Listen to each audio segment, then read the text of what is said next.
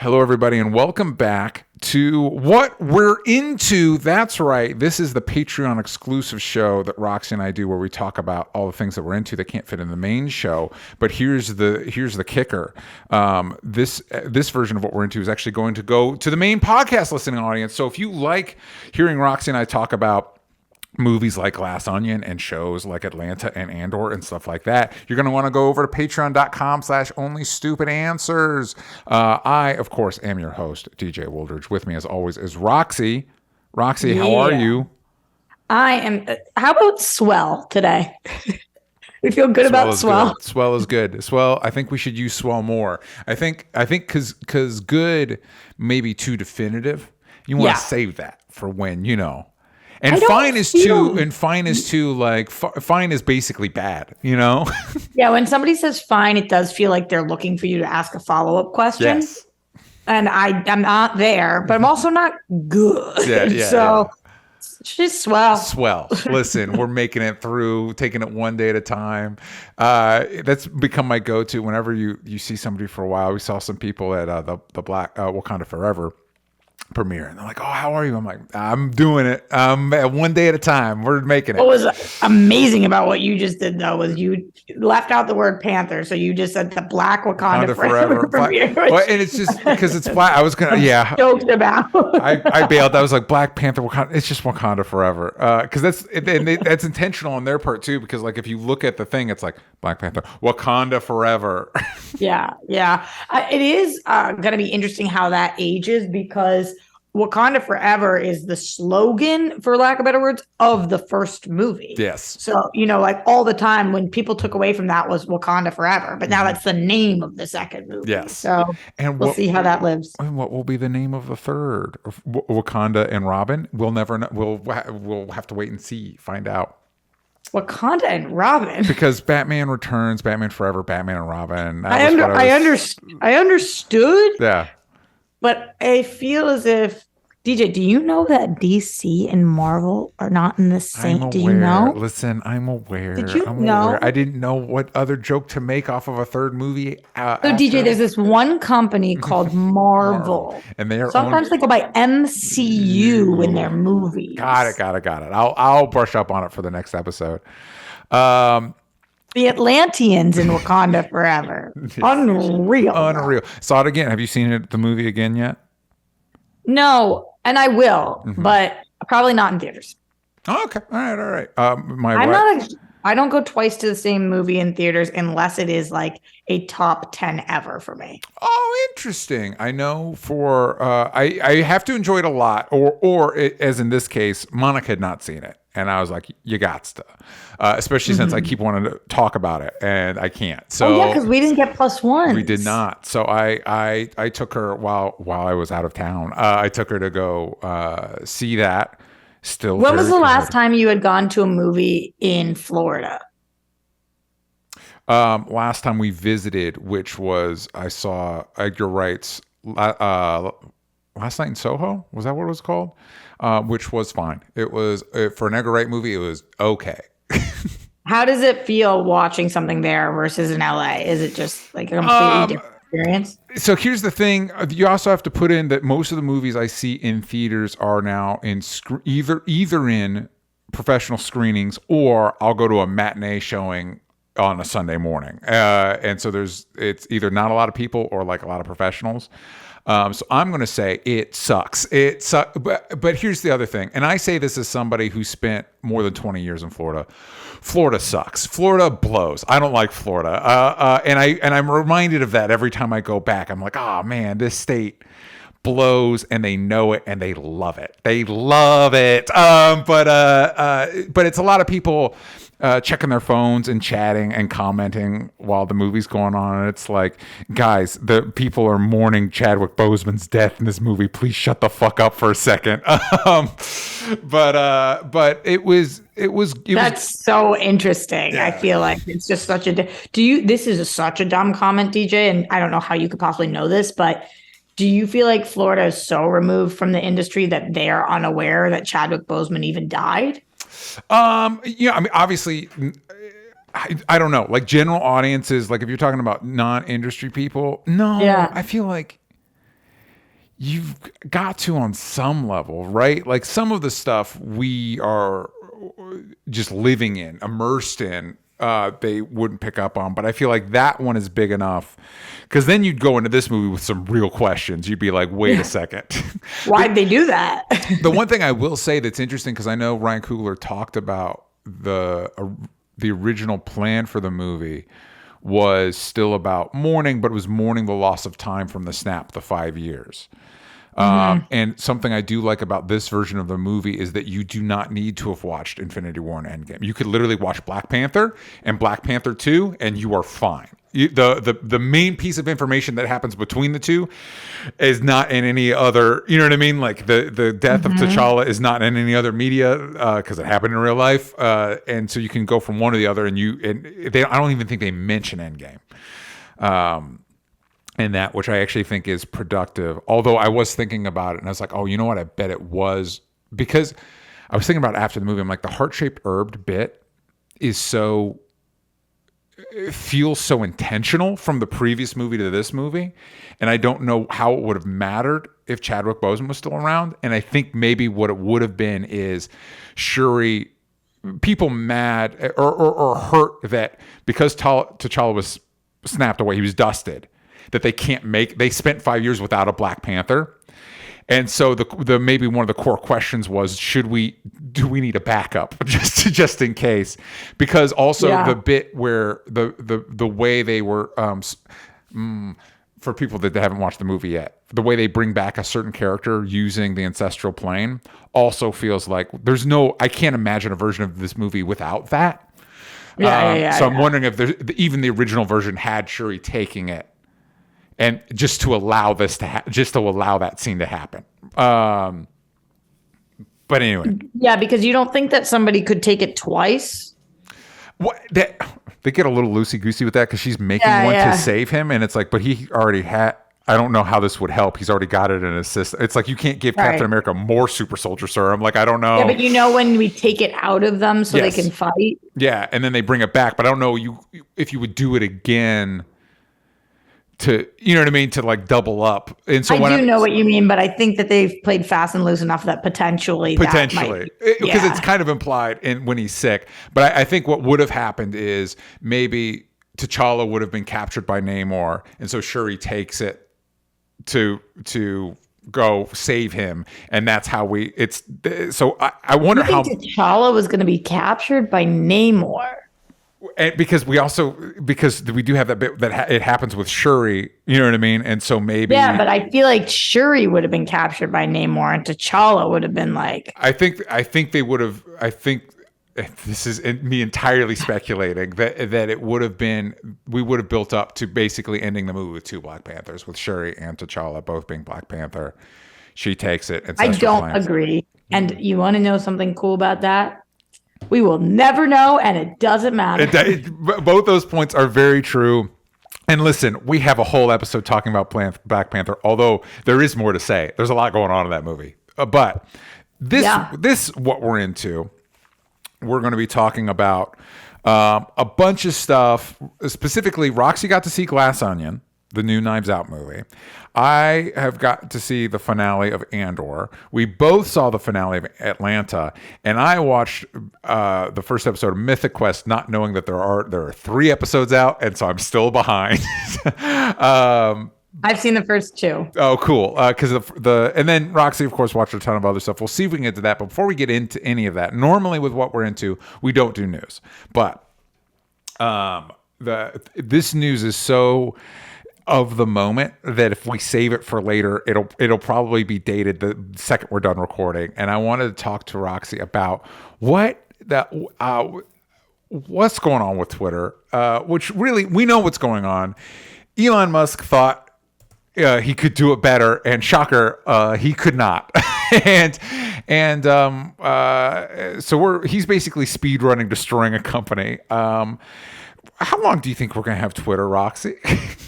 I just want to give you guys a couple of the date is Friday, November 18th. The time is 2:23 p.m. Eastern time. Yeah. This is what Elon tweeted 51 minutes ago. Okay. New Twitter policy. is freedom of speech, but not freedom of reach. Negative hate tweets will be max deboosted and demonetized. So no ads or other revenue to Twitter. You won't find the tweet unless you specifically seek it out, which is no different from the rest of the internet. Kathy Griffin, Jordan Peterson, and Babylon Bee have reinstated Trump decision not been made yet. So that was the most recent tweet from the purchaser of Twitter, Elon Musk. Just the first statement, DJ. New Twitter policy is freedom of speech, but not freedom of reach. Yeah. I feel as if the whiplash that I have gotten from the amount of times that we have heard in the last week, we have heard this will be the most factually accurate site of any site. Mm-hmm. That's what he has said. Great. We've also heard that freedom of speech for everybody. And I'm pretty positive at this point, only 1% of the United States understands what freedom of speech means. Very, very sure that most people don't understand the concept of freedom of speech. Yeah. But okay. And now we're hearing that. Roxy, the freedom of speech means I'm allowed to say whatever I want, and anybody that doesn't like that is not allowed to have an opinion on it, right?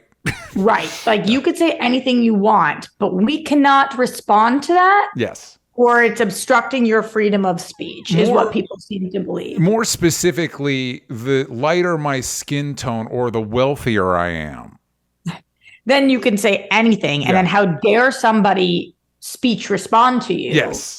Yes. Fuck them. Or else you're trying to silence me. Yeah, you got it, TJ. Okay. That's pretty much accurate. Incredible. The concept is just so lost on so many people. And also that like people think that freedom of speech means that you should be able to take away other people's rights. Just wild. Incredibly wild. But okay. So now we've heard like kind of all the sides of it. Twitter blue, obviously people were getting the check marks. Then they weren't getting the check marks. Now the check marks have been taken away. Some of them are gray, some of them are blue. If you click on the check mark, it tells you how somebody got the check mark. Very confusing. Mm-hmm. And additionally, of course, there was the hardcore email that went out. Yeah. The email that has been labeled as hardcore email, where I think 75% of his staff chose 3-month severance over continuing to work there. Mm-hmm. And then he has asked some of them to return. And people have been tweeting that Twitter will no longer exist because there's not going to be enough people to run it. So that's what's happening as of November 18th. I am like really, really having the best time with all of this because it's so funny. It's crazy. You saw all the Twitter employees yesterday change the outside of one of the Twitter buildings with that banner rotating that said all these funny things about Elon Musk. I'm having a great time. However, Twitter's actually the only app that I really love. Yeah. Like of Instagram, TikTok, Snapchat, Facebook, Twitter, of all of the things. I actually use Twitter for a purpose that is really beneficial to my career and my life. Mm-hmm. So, like in a way that I actually don't know that I can get across to some people, that Twitter has booked me a ton of work. Mm-hmm. Twitter has been able to get me interviews with people. Twitter has been able to allow me to promise to my supporters, this is me. Yeah. This is how I feel. Twitter has done, Twitter supplies me with news so I can stay up to date and figure out how to make the best shows for people. Twitter is actually like my most helpful, useful work and just everything life app. Yeah. So as much fun as I've had this week, it's actually really concerning what's happening because this is my livelihood and my life. I'm obviously just looking at this in a very selfish perspective for 1 second. Yeah. But I'm not the only one. No, you're not. And it's like, I really don't want Twitter to go away. I don't know why you would spend $44 billion on something and be okay lighting it on fire and then like trying to just watch the whole world burn. But it seems like that he is. It seems like he's genuinely okay losing $44 billion. I don't know that it's that so much, because I've seen some people that make it seem like he's doing this as a smokescreen to cover something else out. It's like, no, I think we're all underestimating how stupid Elon Musk is. Like, we've got this cultural thing where, and it's ingrained in a lot of us, that the more money you have, the better you are at things, and that's objectively not true. And I like to think between like Trump and this, more of us will start realizing that, but I feel like that's me being too optimistic. But like, I feel like this is somebody looking at who's driven an automatic car their entire life, saw a manual, like a big rig, and was like, I bet I could drive that, and then ran it straight into a ditch. Like, that's you don't know what you're doing, man. Like, you don't know. You maybe made one or two.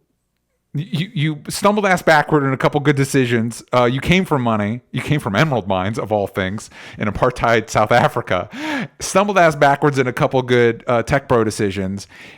The end. You know what I mean? Like, and I think, to your point, as I was thinking about this and I was setting up the show, as I look at the apps I have open to do the show that we're doing, 80% of them are Google.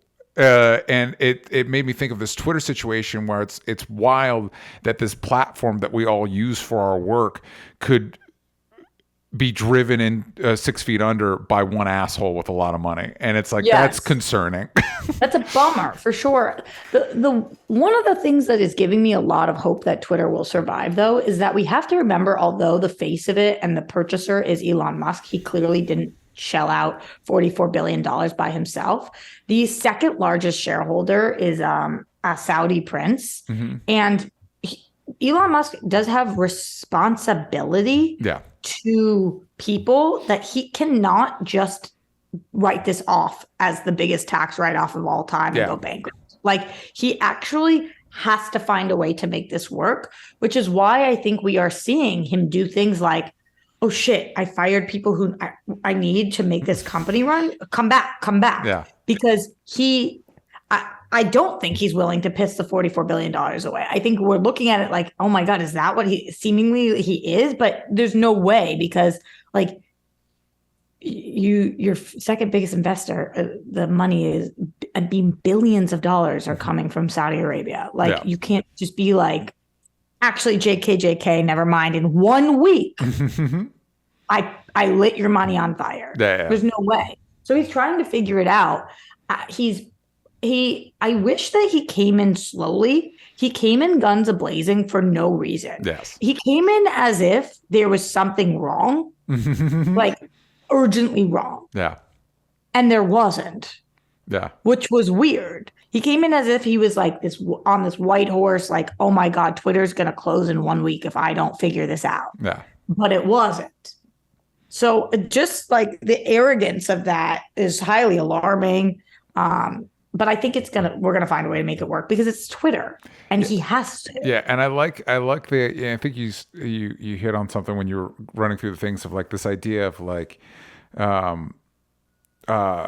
he used the words freedom of speech, but not freedom of reach. But he also said, oh no, because it'll be the most truthfully factual, but also freedom, like absolute freedom of speech. It's like, well, I hate to break it to you, but those two ideas are counterintuitive. Like, that's not, if everybody is saying whatever the fuck they feel, it cannot possibly be the most truthfully factual, because a lot of people are liars. And also, Elon, a lot of people are, including you, are very stupid. So, and wrong and spread false information. Yeah.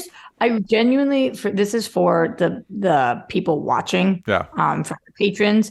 If you are listening right now, you're going to miss out on my facial expression, but I guarantee you in your head, you know what it is. Mm-hmm. I'm thinking about Elon taking out his phone and coming up with this rhyme that says freedom of speech, but not freedom of reach. This is what he must have looked like. He said, new Twitter policy is freedom of speech, but not freedom of reach. Yeah. Like, he was probably fucking yoked, bro. Yeah. Like, he came up with this rhyme and thought, this is the smartest thing anybody's ever tweeted. Yeah. lucky for me, speech and reach rhyme. Holy shit, that's my policy. We nailed it, everybody. We nailed it, everybody. And you're right, though. There is something objectively funny about this man that clearly values how people view him on Twitter more than however the 13 children he has, however many children this man has sired. And you're talking about his children, X:YYZ apostrophe 9. all those fucking weirdos he sired. I don't know that the kids are. I shouldn't say that. I don't know that the kids are weirdos. I know their dad is. Anyway, how do you pronounce their names? I'll never understand. We'll never know. But the fact that this it's not going to be his undoing. That's me being too hopeful. But the fact that like this thing that he clearly loves more than anything is ruining him is fantastic. It's beautiful. It's beautiful. It's hysterical. 1 hour ago, he tweeted, "What should Twitter do next? Survive?" Yeah. I would love to see the replies to that. Yeah, well, DJ, there are 143,000 replies. Yes. And I'm picturing, I genuinely think he's sitting on his phone going like this. And so this is the thing, and I've talked about this on the show. You've heard me say this before, Roxy. This is why we need to this is one of the reasons why we need a more equitable society, because this is the richest man on the fucking planet, and clearly even he isn't happy, or he wouldn't be doing this. So why are we letting all these people like Smaug in The Hobbit sit on this mound of wealth if it's not even bringing them happiness? If they're not even happy, maybe spread it around a little bit so the rest of us things can even out. Because clearly, because I think you're right, Roxy. He's going through every one of those comments. Why? You're the richest man on the planet. You didn't need to do this to yourself. No, he is spending like 4 hours minimum a day looking at Twitter comments. This is the number one most liked response, just so you know what Twitter should do next, by Liz Wheeler, who is the host of the Liz Wheeler Show, and she has almost 1 million followers. This is what she said: "Declare free speech the Twitter rule." So he kind of did. "Stop censoring trans, COVID vax, election integrity. Okay. End shadow banning. Oh my God. Make tweet reach algorithms organic. Stop fact checking." Cool. Restore accounts banned for hateful speech. Great. Expose government coercion to censor. Expose government coercion to censor. Coercion to censor. I think she's saying the government is coercion censors things, and expose that. Okay. So she seems great. Cool. But that's the tweet that he's seeing, because that's the most liked and retweeted thing on what they should do next. Mm-hmm. And like, I really think these people are sitting there like, yeah. Mm-hmm. Yeah. I have about 4 friends on the planet left who love Elon Musk. Love him. I'm sorry. And they have unfollowed, one of them literally this week, DJ, unfollowed every other account and just follows Elon. Why? Like, there are people out there who are looking at him like Elon is saving the planet. Ugh. And it's like, oh my God, I liked it better when you were trying to deal with global warming by making money. Like, fine. Yeah. What the fuck are we talking about? Oh. Cool. Well, let's see. We'll see how long. Was that fun for you? Because it was fun for me, DJ. Yeah. So here we go. That's where we're at. I've seen some people. I was, I think it was. Let me bring it up. I was literally just reading before this. Let me see if I can make sure I get the right person. I think it was Michael Harriot, who was just. I guess he's been talking to people on Twitter, and I did like his last tweet on this thread. I do recommend looking at this thread, but he says, they all say that these are the Twitter employees he's talking to, there's one thing that might save Twitter. Quote, "There's a lot of people trying to save this thing, and they're all smarter than the one guy trying to kill it." And and again, it's weird for me to be rooting for Twitter, because there's a lot of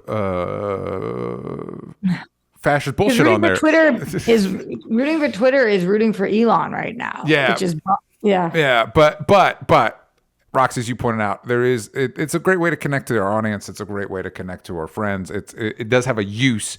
And if there's a way to emphasize the useful aspects and downplay the things that are bad, the bad misinformation stuff, I'm all for it. We'll see what happens. Bring back MySpace, I guess. This is a good time to go on an ad break.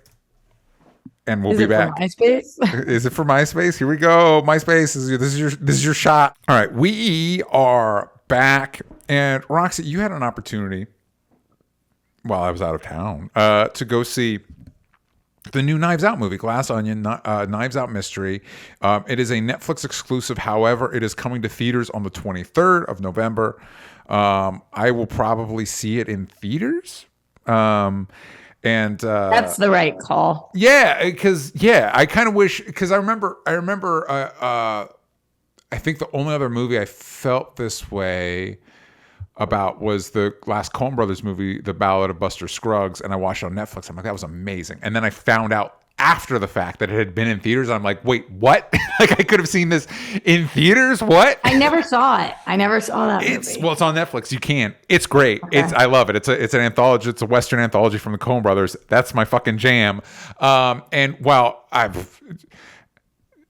not, in my opinion, Rian Johnson is not even near where the Coen Brothers are, in my estimation.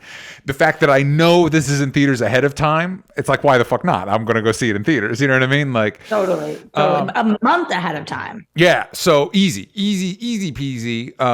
Right now on Rotten Tomatoes, it has a 92%. Glass Onion and Knives Out Mystery brings back Benoit Blanc for another wildly entertaining mystery, rounded out by an outstanding ensemble cast. And that cast includes Edward Norton, Kate Hudson, Dave Bautista, Janelle Monáe, Catherine Hahn, Leslie Odom Jr., Jessica Henwick, Madeline Klein, and a few other people that I saw on the IMDb, but I did not list here because I didn't know about them until I saw the IMDb, and I was like, "Ooh, maybe this was a spoiler." Without spoiling anything, Roxy, thoughts on the new Glass Onion? So the movie is so fucking awesome. It's insane. It's so good. But I think that there's a couple cool things that are going on here. Number one, if you guys don't remember, Netflix acquired the rights to this new Knives Out franchise. Yeah. Like, they are going all in on Knives Out. They spent $450 million on Knives Out, Glass Onion, and another sequel. Okay. Possibly two others. Yeah. And watching this movie, so hearing that, I was like, what? Mm-hmm. Watching this movie, I was like, okay. I feel like this was the right call. This is definitely the best Netflix. I'm trying to think of all the Netflix originals that I can think of right now. It's the best Netflix movie I've seen. It is so good. If you love Knives Out, I can't picture anybody loving Knives Out and not liking this movie. Makes sense. Anybody. If somebody says that they like Knives Out and didn't like this movie, I would have serious questions. Mm-hmm. It's excellent. It is another great cast, another great story. It could not be more fun. You're watching it just thinking to yourself the whole time, like, oh, fuck yeah. Yup. Good call. Like, just the whole time, just so wildly enjoyable. So it's coming out for Thanksgiving in theaters, and then it's coming out for Christmas on Netflix. Pick one of those two and definitely vibe with this because it's just excellent. Everybody is like, was it a easy murder to solve, difficult murder to solve, or mystery to solve? And my answer to that, without giving spoilers, would be it doesn't matter. Yeah, it was a great movie. Like, no part of me was like, was that challenging or easy? The whole time, all I'm thinking is, oh, I'm loving this. Oh my God, I'm just loving this movie. I love the first one. I think the second one might be slightly better. Okay. It's as good as, if not slightly better. If you didn't like the first one, this probably isn't for you. Okay. It's in a very similar style. Rian Johnson wrote them both. Rian Johnson directed them both. They both have major A-list celebrities, twists and turns, a little bit of goofy humor, and just really, really so good. I loved it. They do some stuff with the current day and age, 2022 life that I thought was really smart. Like an onion, it's definitely layered. Mm-hmm. If you just want to watch it for a fun time, you could. But if you're like, ooh, what is this actually saying about society? Yeah. You can do that too, which is my favorite type of movie. And I don't know my favorite character in it because they were all so good that afterwards I was like, ooh, my favorite character was blah, blah, blah. No, wait, my band did it. Oh, but what about? And it's just like, it was just excellent. And I cannot wait to see the next one. I think that this is like the big thing for Netflix. This is their thing. And I think that was a really smart choice. This makes more sense than blowing billions on the Gray Man franchise or whatever that was supposed to be. Because I also like the idea that, because this is basically Rian Johnson, the impression I got with Knives Out and the impression I get from the trailers of this is his, what if I made my own Agatha Christie style Poirot type, like it's just Benoit Blanc shows up to solve a mystery, and that's really the only connective tissue. This guy shows up, and here we go. Yup, is exactly it. And that's just so fun for an audience member. Like if you, I really don't understand the kind of person who doesn't like this. And it's good. I don't know what you were expecting, because it's like, it's not. Some people, I saw like 1 or 2 negative reviews said it wasn't scary enough. Oh, and weird. I was like, I don't get what you were thinking. Yeah. Yeah.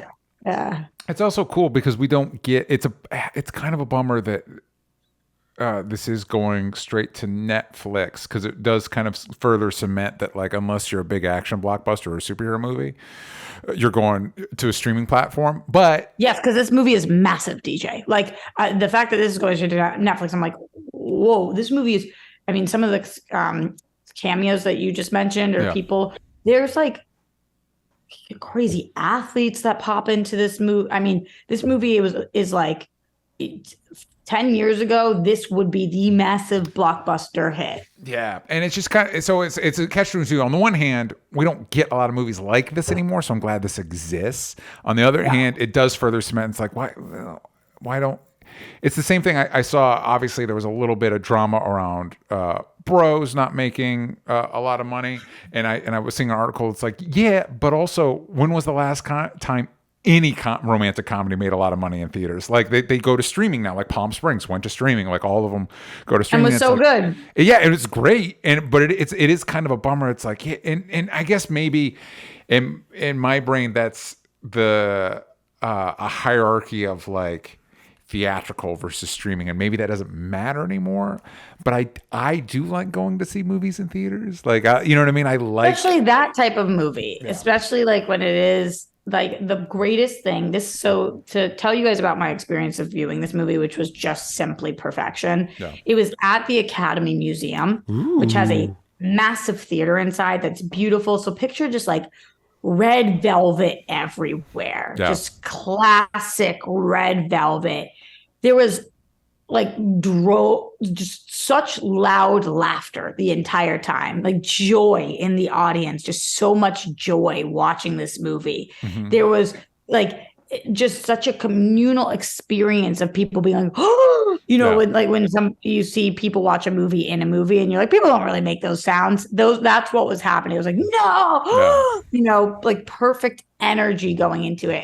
And I was like, this is a perfect movie to watch in theaters with people. Yeah. I understand some people are unable to make it to the theater for specific health reasons or financial reasons or whatever it is. It's going to be great at home too. This movie is great, so it's going to be great wherever. But the fun that you can have in a theater with this movie is unlike, it's exactly what you're talking about, DJ. It's like, this is the kind of movie that you want to see in a theater. No. I feel like it's, Black Adam, really sick visuals, so it's cool to see on a big screen, but like I didn't need to be around a ton of people to watch that. And those are the kind of movies that are in theaters. Movies like this, it's like, whoa, come on, this is what I want to see with people. Yeah. And I guess that's what it goes to, is it's a sense of what studios are prioritizing, and I'd like just You across mean the money? board. Yeah, well, yeah, but across the board, I'd like to see them prioritizing more diversity, like just and not obviously when it comes to people in front of and behind the camera, but also in the types of stories. We just used to make a bunch of different movies, and now it's like here's the two, and then everything else goes to streaming, and it's like I'm glad we're still getting that stuff. But it makes me feel like y'all aren't prioritizing it, and that bums me out. Maybe you don't need to spend $1 billion on a movie and have to make $1 billion. Maybe you could spend less. Oh my God. DJ, I saw this week that Black Adam is possibly not even going to be in the green because even if it makes $400 million, it will just recoup, which is like too much money. You're spending too much money. That's crazy to me. I'm like, Black Adam could make $400 million, which is so much money for a movie to make, and it might not make a dime. Yeah, that's stupid. We're doing things wrong. We're doing everything wrong. All you needed to do was have The Rock. Yeah. Just pay for him. Nothing else mattered. He's going to make the same amount. Yeah. Dumb. He's going to advertise for you guys every day. That man's an advertising machine. Him and Ryan Reynolds, man. You got them. You don't need to pay advertising. That's not necessarily true, but they do a good job at it. They do a good job at it. Better than most. Okay. Cool. Very excited to check it out. Very much looking forward to it. Speaking of streaming, in the merits of streaming, just this week, we got the second to last episode of this season of Andor, the daughter of Ferrix, a fugitive once more. Cassian must make his next move before it is too late. And I was able to watch the finale. And so when we didn't do last week, so basically in my brain, I have 3 episodes. The prison break from, what was it, Narcana 5? Was that the name of the prison? And that was sick. It was so fucking cool. It was so cool. And then this week's episode, Narkina 5. I was close. Were you? I think I was. And then this episode, and then I've seen the finale, which I can't say anything about other than it was fantastic, and I did cry. You cried? I have never been emotionally moved by any Star Wars, and that's just a me thing. That's not me making a statement about Star Wars. I just don't ever in life. No, nothing? I just never. It's the Star Wars stuff. I enjoy the original trilogy, but it never gripped. I liked it conceptually more than I liked any individual movie. I think I responded more as a kid. They were doing a lot of novels, like there was a Jedi Academy book, all that stuff that is now Legends and doesn't count. I liked that stuff more. I liked the concept of Star Wars more than any individual thing until Andor. Andor is right where I'm at now, is very much speaking to me. I found the finale incredibly impactful. But speaking of this week's episode, a couple things that stood out to me. One, those 2 little goober aliens that help Andor and his buddy that escaped from the prison. Awesome. Love them. Didn't need to turn on subtitles to know what the fuck they were saying, but they were great. I wish, if one note for Andor, do wish we had more aliens and droids, because that's a fun Star Wars thing. And every time that's exactly what I said, DJ. Yeah. Wow. Okay, I'm on the right path. Yeah, and every time they do it, it's great. It's awesome. Love that. The meeting between, for me, Roxy, on this show, and I'm interested in your thoughts. For me, it's like a neck and neck race between Andor and Luthen, played by Stellan Skarsgård, or who is the baddest motherfucker on the show. Stellan Skarsgård gets the best monologues, like the monologue in the Narkina 5 episode where he's like, "I've made my mind a sunless place." Fucking god damn it, he's so good. But the stuff that Diego Luna can do with just his face, like he doesn't get a lot of lines, but just Andor is such an observant character, and the way he executes that, and his proficiency. I love when, like, in this episode, when they find the ship, the alien ship, and the other guy's like, "Can you fly it?" He's like, "I don't know, man. Like, I don't." But it could be within his realm of capability. You know what I mean? Like, he might be able to figure it out. They're just cool. They're just cool characters, and that the Luthen ship and his escape from the tractor beam, that giant Star Destroyer tractor beam thing. So cool. It's so cool. Roxy, I know you've been more, I don't think mixed is the right word, but you've been less enthralled with the show as other people. Yes. Yeah, I like it. Yeah. I thought that I loved last week. Yeah. Them all jumping into the water. I was like, oh my Yeah. God, this is just unbelievably And then when shot. Andy Serkis is like, I can't swim, you're like, God damn it. Dang it. But like the smile that he has when he says it, Yeah. kind of like it's on me. Like I Yeah. can't. Although I would just do it. Oh, and I think he did. And I think Tony Gilroy was like, when somebody was like, oh, he's dead, right? He's like, no, we do not know. I'm not. It could go either way. No, and, I'm not saying that they didn't. I'm just saying if you're him and you yeah. can't swim, you jump anyway. Yeah, you go anyway. And Andor, they were smart to even have Andor has a line right before that where he's like, even if we don't make it out of here, this in and of itself means something. And it's like, Right. That's cool. Yeah, definitely. So then this episode was again a fine one for me. Yeah. It was all of the Cassian stuff I loved in this episode. Yeah. The Mon Mothma stuff I don't give a flying fuck about. Oh, bummer. And that's been the whole time, which Yeah. is such a bummer because it's such a huge chunk of the movie. Mm-hmm. The Adria Arjona, the Bix, Yeah. Bix, Mm-hmm. Bix, Yeah.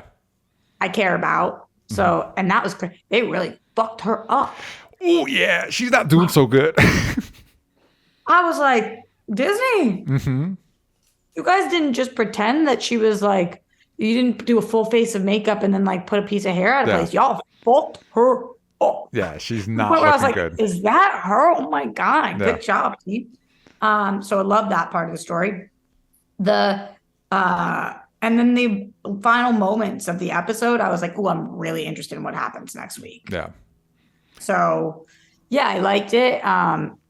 But I think this entire series is going to hinge on what happens next week for me. Okay. Well, for me, but again, I have loved every episode of this show, and I like the Mon Mothma stuff. I like all the intrigue. I like the way the show positions characters into not necessarily no-win situations, but like no good options situations. I love the way they've positioned Luthen, Stellan Skarsgård's character, as somebody that is, because he has that speech about all the things he's had to do, but it's not one of those. I think it'd be easy to be like, oh, there's no good people on either side. It's like, well, that's not true. This guy is better than the Emperor. He's just having to make he's just having to do bad shit. Like, you know what I mean? Like, and it's a tricky distinction, but it's a clear distinction. And I think that's even clearer in the finale. The finale finds a way to bring everybody back together in a really cool way. I think some of it is a little like, I don't know if that entirely tracks, but it's cool that we're all here. But I think it ends on a really cool note, and there's a really profound moment that I'm excited to talk with more people about. And I will say, in the season finale, there is a post-credit scene that is not necessarily vital, but it does provide an interesting key piece of information from early in the show that I think is kind of a perfectly executed for the show. God, I love it. I love every aspect of it. The finale answer the question on if this show is going to continue or not? We know it's going to get a second season. Okay. But my understanding from the jump is that it was always planned as 2 seasons. And that's that. I will say, just like Jon Favreau and Dave Filoni have gotten their own little pocket on Disney Plus, but with like Mandalorian, Boba Fett, Ahsoka, I wouldn't mind it if Tony Gilroy got his own little pocket with similarly toned. Like, you want to do a prequel with Luthen to explain how the fuck he got where he is? Totally down. Gimme. If I were any cast member on the new movies, if I was John Boyega or Oscar Isaac or whatever, I would have my agent calling up Tony Gilroy like, "Hey man, can we do it? Can you do my character? Can we pull this out of where we're at?" So does the finale then give you an idea of what we're going to do season 2? Kind of. Okay. Okay. And we got a question here in the Discord from Mike Joyce. for Andor, do you think B2EMO, the little red droid, will sacrifice himself for Andor next week? Do you think there will be any big cameos in the finale? I know the answer to both those questions. I will say, one, that little robot, I love him so much. That was the only souvenir I got from Disney World. They sell the droid at the Droid Factory in Galaxy's Edge, and I bought that shit. B2EMO is great, and he's utilized in a really cool way in the finale. I'm going to say that. And I will say, this is not the show for big deepfake Luke Skywalker's not going to show up on this show. So I think the way they utilize continuity is perfect for this show. So like mentioning the Emperor and stuff like that and not doing more than that. And I would leave your expectations there as far as big cameos go. Although, again, post-credit scene does connect events in this show to the larger events of what's going on at this time. So don't skip the credits. Also, don't skip these ads because that's how we make money. We are back. And I wanted to talk about, while I was out of town, the Atlanta finale dropped. Roxy, thoughts on season 4, episode 10 of Atlanta? It was all a dream. I took a little bit of heat on the internet for this one because I had said that this was seemingly, to me, and based on what the creators talked about, just another episode. Yeah. And I thought it was a good episode. Yeah. And I was happy to have at least part of our core 4 together for a chunk of it. And that was a good episode. If I hadn't known it was the finale, I would have had no idea it was the finale. Yeah. And it was good. And that they said as much. The writer's room said, like, we were like, how do we end this? How do we end this? How do we end this? And then finally, this was just like an episode. And we were like, oh, maybe we just end it with an episode, which is what it seemed like they did. Yeah. Which is fine by me. I really would love to see this show come back in 7 years. Yeah, I would like, what would I like? I feel like, and I hinted at this when we had a conversation about previous stuff, I like this episode. Like you, Roxy, I kind of wish this was kind of a great example of what I've been missing the past 2 seasons, which is our characters like the story and our characters. I think these past 2 seasons leaned heavily into the more anthology aspect of the show. And while it gave us good episodes and was interesting, in some ways it felt like watching one of the biggest artists in the world student films. And I think in my opinion, the show would have benefited from being more cohesive. The kind of the deep emotional attachment I feel from watching long running shows is it's like I like Atlanta from a distance. I can't connect with it in the same way because of the nature of the show. And I think for me, I think the best balance season between the experimental stuff and actually doing a show is season 2. Looking at having 2 good seasons of show and having 2 okay seasons of a show make me feel like the show had great moments, but is overall just okay to me. I hear you. I think that our options for season 3 and 4 were having no show or having the show that we got. I think you're right. And if that is the case, then I will take the show that we got 10 out of 10 times because there were such great episodes in there and such poignant moments. And there was still so much that I was like, wow, fucking brilliant. But I wish that our options were what we got or what I wanted, which again, in life, you don't always get what you want, but was a show with Brian Tyree Henry, Lakeith Stanfield, Zazie Beetz, and Donald Glover together. Yeah. Every episode doing their thing. And when we got glimpses of that, there was like the stuff with in last season, the stuff with the her being accused, Zazie being accused of stealing, and her and Donald like possibly getting back together. But then I even remember when we were reviewing the show, you were like, oh my God, is she with Lakeith now? Like what's happening here? And then there was still a lot of great episodes too about Paperboy's performances and like all the blackface stuff in Germany or where I forget Amsterdam. Yeah. That was cool. And then this season, even the one-off ones that we did, like the goofy movie episodes, things like that, where I'm just like, oh my God, this is hysterical. But I genuinely miss that season 2 energy of having our core 4 and having the stories be about them. Yeah. And the show no longer was about that. The whole last season didn't even take place in Atlanta. Yeah. The previous season, I mean. Yeah. And the show now was kind of about telling the stories of different people.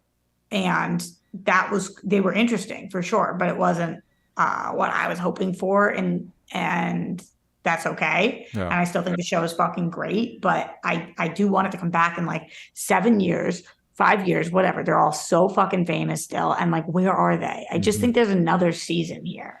Yeah, I think I agree with you. And just to sum it up, I did like this episode, and I do think it connects in an interesting way, just because it is the finale, of the implication of like how much of what we've seen of the past 4 seasons is quote unquote real.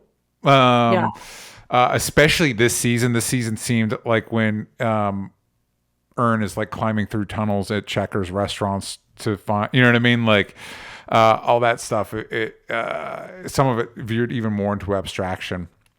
I'll be interested to, I think last year I revisited the first 2 seasons. I'll be interested to see, with some distance from my expectations, revisiting it. And seeing how I feel about everything. Because again, like episode to episode, there will be episodes that I really love. I was just, for me, I don't know, looking at it as a whole, if it holds together as much as I would like. But again, I might feel different in the future. I think is this the only episode with Lakeith in it in season 4? No, because the first episode. Yeah. But that was it. With the girl in the wheelchair. Yeah, but that was it, right? It was just the first and last episode? No, I think he made a couple other appearances. Let me look. Okay. Yeah, interesting. Well, as you look at that, but it was way more focused on Brian Tyree Henry. Yeah, and I think it's the best. Love. I think it's the best Earn stuff in the entire show. I think this is the most we've gotten out of Earn's character. Obviously, the whole show is Donald Glover's vision, but I think this is the most we've gotten out of Earn's character almost in the entire show, with him going to therapy and him choosing to stay with Van and all that stuff. Let's see. It says that so Donald Glover is 38 episodes, Brian Tyree Henry 37, Lakeith Stanfield 35, Van 30. Yeah, that's interesting. So it says in season 4, it says that he was in 10 episodes. Which he got credit for 10. He's definitely not in 10 episodes. He got paid for 10 episodes. So he was he was definitely in the Most Atlanta, which is the one with the Verizon store and that whole situation. Yeah.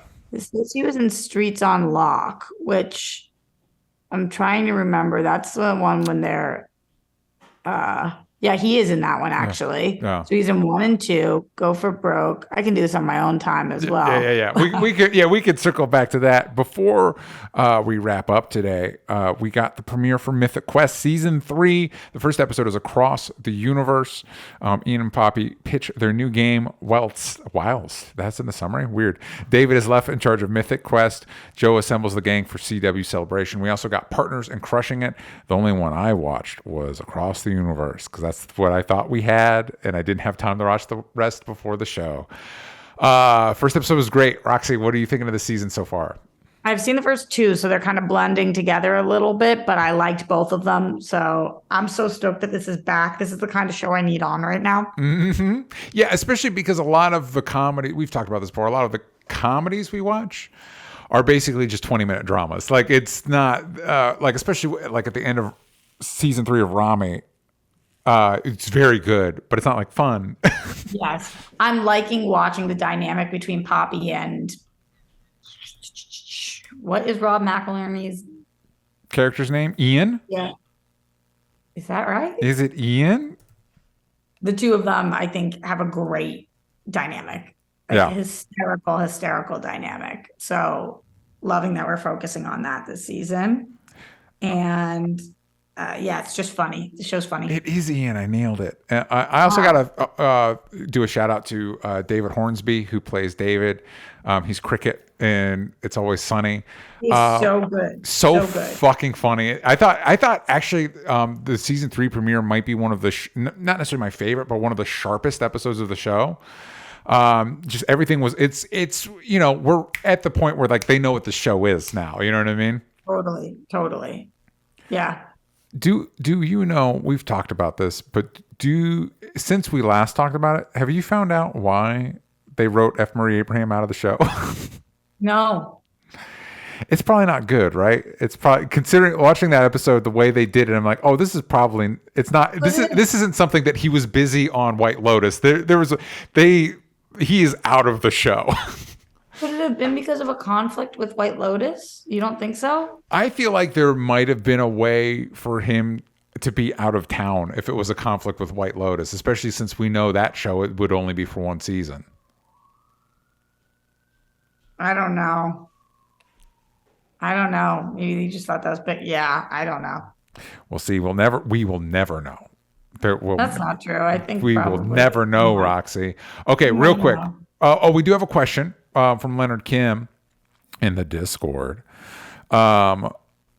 How do you think the competition between Mythic Quest and Grimpop will play out? Initially, I thought a merger made sense, but that essentially brings them back to where they were seasons 1 and 2. Maybe one has a, quote, hostile takeover of the other. A third party buys both of them out. Intrigued nonetheless. Where do you think that rivalry's going, Roxy? I think those are good options that you laid out. And frankly, about this show, it's not like Succession or Yellowstone where I even theorize like that about this show. Yeah. I kind of just watch it because I don't really care if they merge or if they're bought out. I care about the comedy aspects of it. Yeah. So it's like, well, it's a great question and interesting to think about. I think any of the options are fine. Yeah. All of the above. Last thing, Roxy, you watched a ton of stuff. We're going to have to catch up on some of it, but I did want to know. DJ, I was a hero this week. You were. I want to know about Blockbuster. This Blockbuster. This is the Netflix show, Blockbuster, right? Yeah. Which is Netflix, you killed Blockbuster. This isn't right. I'm recommending this show to anybody who's already watched all the other comedies they want to watch. Cool. I think season 2 is going to be good. It's just not that funny. There's good premises. And just the premise of the show is good. And then within it, there's good premises. I love Randall Park. Yeah. And I like a lot of the people on this show. The writing needs some work. They need a joke, somebody to punch up their jokes. Gotcha. So if you can just watch this and kind of like, it's not anywhere close to as bad as season 1 of Parks and Rec. Okay. But if you can kind of like Parks and Rec season 1 this to be like, okay, I like the characters and I think that season 2 is going to get better, then I think this is for you. Gotcha. I binged the whole thing very quickly. It was definitely good enough. People are really not liking this. Oh, wow. And I get it. Gotcha. But I liked it. I also want to shout out to Melissa Fumero from Brooklyn Nine-Nine. Yes. She is great as well. She's great on it too. They're very endearing characters. Well, I am going to be honest. I probably won't check that out. I give only for the Leonard Kims of the world and the me's of the world who are watching everything. That this is worth your time. Yeah. And I do need to just real quick. As somebody who's got into the Yellowstone universe through like 1883, loved it, started watching Yellowstone. It's taking a back burner right now because there's a lot of other TV. I am excited to check out Tulsa King. I don't love that Sylvester Stallone's using all his press to dunk on Creed 3, but I get it. It's such a bummer what's happened to him, but it's Tulsa King is fucking great. Oh, cool. The first episode was great. I thought that they were going to do one thing with it that I was kind of nervous about, and then I watched it. I was like, oh my God, this is so good. The first 20 minutes of it, I was like, am I going to like this? And then by the end of the episode, I was like, oh, I really like that. He's unbelievable in the show. Cool. He is awful. Like, bad dude. Yeah. And I was not expecting that. Cool. I like those kind of shows. I will check that out. And we had the Handmaid's Tale season finale. Is it? Oh my God, DJ. Is it the series finale, or how much more of the There's show are we another getting? season. There's one more season. Okay, cool. The season finale. I loved this season. I love this show. I thought that this finale was like, oh. And it's hard to do on a show that's this many seasons in with the most shocking stuff. I'm just like, whoa, I can't believe. And I like where we're going for the final season. We take a journey at the end of this in this season finale where I'm like, oh, I know what we're doing in the final season. I just don't know what it looks like. Cool. But like I get what they're setting up. Oh gosh, I'm so in on this show. People fell off of it. They said that it burnt out. I don't agree. Cool. Well, But then again, I still watch Grey's Anatomy and The Walking Dead. So see that take it for what it is. Glenn Caesar saying I watched Andor, Abbott Elementary, wrestling, NFL, NBA, 30 for 30, Yankees and Dodgers, an uncivil war. Abbott Elementary was hysterical this week. I'm not entirely. We are catching up. We just watched the Halloween episode, which was great. A new guy is playing God of War Ragnarok and Pokemon Violet. Haven't watched like anything. I'm going to check out both of those games. A new guy, I'll let you know what I think. Leonard Kim, again, watching everything. Blockbuster Manifest. God, my wife is watching Manifest. It looks awful. Sorry, everybody. It looks not good. People love it. People love that show. It looks very not good. Anyway, Acapulco Warrior Nun, Titans. I need to catch up on that. Sex Lives of College Girls. Weird that is a show that has that title. That is good. I like it. Yeah. He's loving Mythic Quest, Mike Joyce, Abbott Elementary, Andor Sports, Batman the Animated Series, Batman Mask Fantastic. He says, rip Kevin Conroy. God damn it. On my birthday of all days. God fucking damn it. Broke my heart. When I saw that on your birthday, I was just like, no. Murder. God, fuck. And then the day after, when my wife and I were flying on our honeymoon, is the day Robin Williams passed. Fuck, man. Anyway. On my birthday, Corey Monteith died, and I was like the biggest diehard Glee fan. Yeah. And I remember just being like, well, the day is fucked. Yeah. Like, jeez, man. Fuck, man. And Leonard Kim correctly helps us out. It's not Ian, it's Ian, which, yes. Oh, there we go. Yep, that sounds right. I kept being it. like, Ian doesn't sound right, man. Yep. All right. Roxy, what should the kids be looking out for? We just dropped our 2023 World Girls calendar, which the theme of it is magazine covers. We are so fucking stoked on it. It has taken us over 1,000 hours. Remember, we are a 3-person company, so that means anything you see, we designed. Any of the any Photoshop, any ideas, any of the dates, any of the implement, whatever it is, however it gets to your door, we are signed, sealed, delivered, like it's all us. So we so appreciate your guys' support. You can purchase one at theworldgirls.com. Cool. You just go to our website, theworldgirls.com, then you can get this calendar. And it is definitely, it's so cool that it's our 3rd annual one because you can look back and see the other 2. It is super duper by far and away the best one we've done yet. Very cool. Awesome. Check that out. Links in the description. If you like this is the type of show we do over at patreon.com/onlystupid-answers. So be sure to check that out. If you want to check these out early, if you want to watch them live, if you want to check out Spider-Verse and our other shows, I got it working on a couple new ones. So stay tuned for that. You can find me everywhere that matters. DJ Talks Trash. You can find this show at Only Stupid Answers, but on Twitter for as long as it exists. Got the vowels from stupid for as long as you can. For as long as it exists. And we'll see you all next time.